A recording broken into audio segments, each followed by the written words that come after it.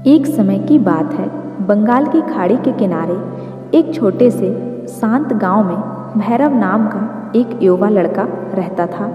भैरव अपने क्रोधी स्वभाव और चंचल मन के कारण गांव भर में प्रसिद्ध था। उसका मन हर समय विचारों से भरा रहता था।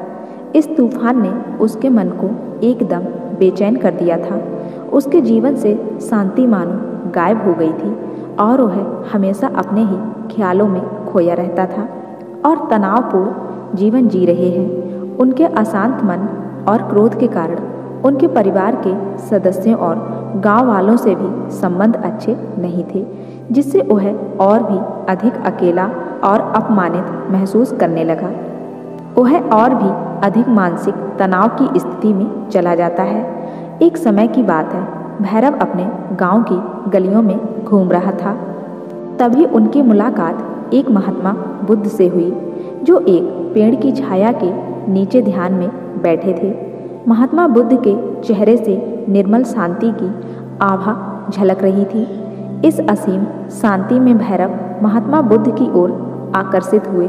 जब भैरव महात्मा बुद्ध के करीब आया तो उसे अपने आसपास एक सकारात्मक ऊर्जा का एहसास हुआ।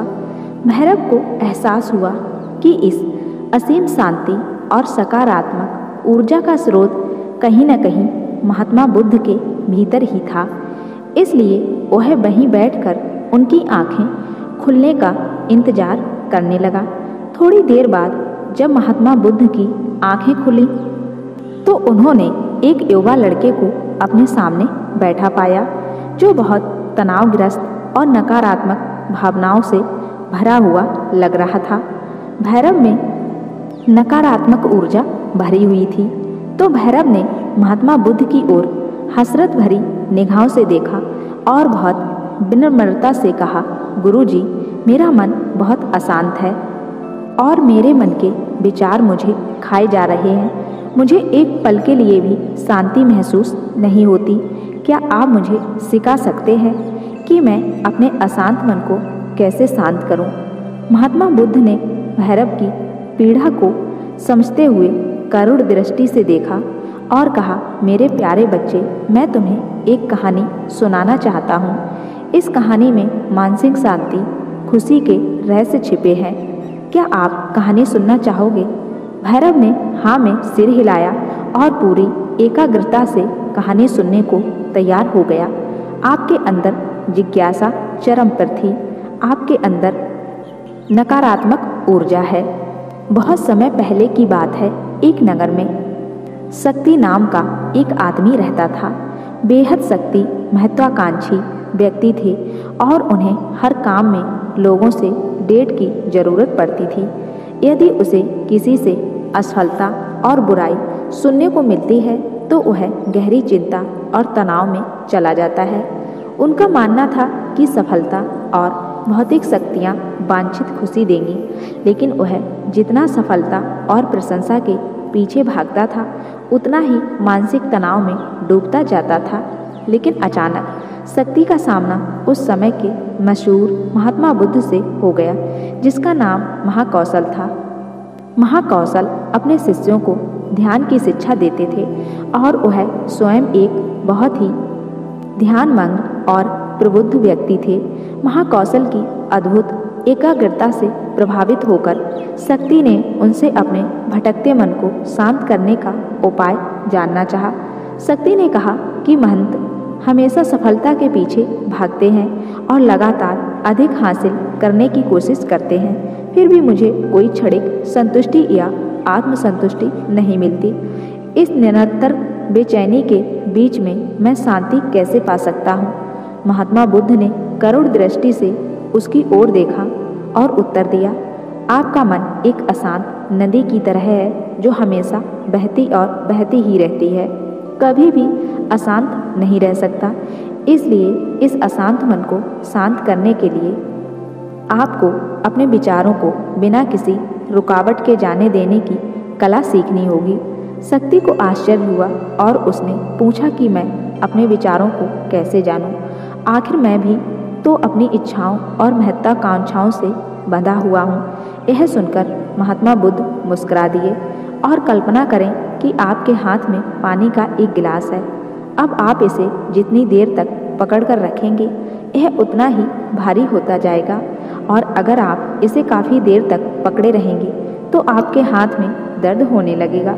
लेकिन अगर आप उस पकड़ को ढीला कर दें और छोड़ दें तो आपका बोझ खत्म हो जाएगा। भैरव ने कथा और उसका संदेश ध्यानपूर्वक सुना। वह समझ गया कि अपने विचारों और इच्छाओं से चिपके रहने से उसका बोझ बढ़ जाता है और अंदर ही अंदर अशांति पैदा कर देता है। अब भैरव को कथा का अंत सुनने की उत्सुकता से प्रतीक्षा थी। महात्मा बुद्ध ने कहानी जारी रखते हुए कहा कि शक्ति ने महात्मा बुद्ध के शब्दों के बाद विचारों को छोड़ने का अभ्यास करना शुरू कर दिया। वह बिना किसी पूर्व निर्णय के अपने विचारों और भावनाओं को आते और जाते देखता है। अब उसने विचारों को पकड़ना बंद कर दिया था। विचार उठते थे और अपने आप चले जाते थे। धीरे धीरे उसे यह एहसास होने लगा कि उसकी इच्छा और भावना भी सभी दुखों का कारण है। जैसे जैसे शक्ति ध्यान में गहरे उतरते गए, उन्होंने पाया कि वर्तमान में जीना ही आंतरिक शांति का एकमात्र स्रोत है। वह खुद को वर्तमान में स्थापित करके अपने मन की निरंतर बकवास से छुटकारा पा सकता है। धीरे धीरे शक्ति का मन एक शांत झील की तरह हो गया जो बाहरी दुनिया को अपने अंदर प्रतिबिंबित करती है। उन्होंने जीवन की सादगी में संतोष को अधिक महत्व दिया और भौतिक संपत्ति के प्रति अपना लगाव छोड़ दिया। जैसे ही सत्ता में ऐसे बदलाव की खबर लोगों के बीच फैली, दूर दूर से लोग मार्गदर्शन लेने के लिए आने लगे। लोगों को विचारों को मुक्त करने की कला सिखाना और उन्हें अपने भीतर शांति खोजने के लिए मार्गदर्शन कराना, वह लोगों के बीच शांति और ज्ञान का प्रतीक बन गया। शक्ति और साधु की कथा समाप्त कर महाकौशल महात्मा बुद्ध कुछ देर के लिए चुप हो गए ताकि इस कहानी का अर्थ भैरव के मन में अच्छी तरह बैठ जाए। भैरव ने महात्मा बुद्ध की ओर देखा तो उनकी आंखों में अब एक नई समझ दिखाई दे रही थी। भैरव ने धीरे से कहा कि मुझे इस कहानी में ज्ञान दिखता है, लेकिन मैं इसे अपने जीवन में कैसे लागू करूं? मैं अपने अशांत मन को कैसे शांत कर सकता हूं? भैरव के इस सवाल पर महात्मा बुद्ध गर्मजोशी से मुस्कुराते हैं और फिर कहा कि अशांत मन को शांत करने का अभ्यास आत्म जागरूकता से शुरू होता है। अपने भीतर उठने वाले विचारों का निरीक्षण करने के लिए प्रतिदिन कुछ समय निकालें। उन भावनाओं पर ध्यान दें जो आपके मन में आती हैं और देखें कि वे कैसे आती हैं, और आकाश में गुजरते बादलों की तरह चले जाओ। भैरव ने आंखें बंद कर लीं और महात्मा बुद्ध के कहे अनुसार अपने विचारों का अवलोकन करने लगे। जैसे ही उसने अपने भीतर उठने वाले विचारों पर ध्यान देना शुरू किया, उसे एहसास हुआ कि इसलिए उसे चिंता और इच्छाओं की एक निरंतर धारा अपने अंदर बहती हुई महसूस हुई। सिर्फ एक एहसास ने ही नहीं, उसे एक अद्भुत शांति का एहसास कराया। उन्हें यह भी एहसास हुआ कि यह सभी विचारों और भावनाओं से अलग है।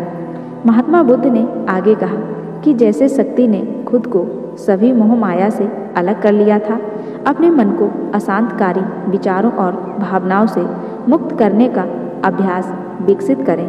बिना किसी पूर्वाग्रह के विचारों को वैसे ही स्वीकार करें जैसे वह आता है, और फिर धीरे धीरे उन्हें जाने दें और अपना ध्यान वर्तमान क्षण पर केंद्रित करें।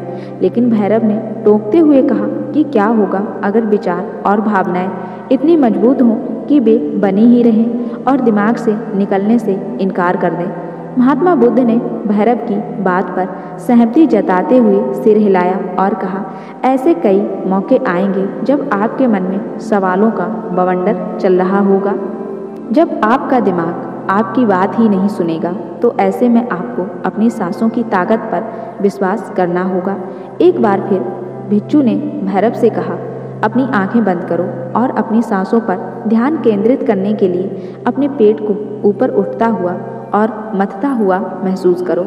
महात्मा बुद्ध ने बताया कि जब भी आपका मन अशांत हो तो तुरंत अपनी सांसों पर लौट आएं। सांस की बांध गति आपको तुरंत वर्तमान के चरणों में वापस खींच लेगी और आपको शांति का अनुभव कराता है।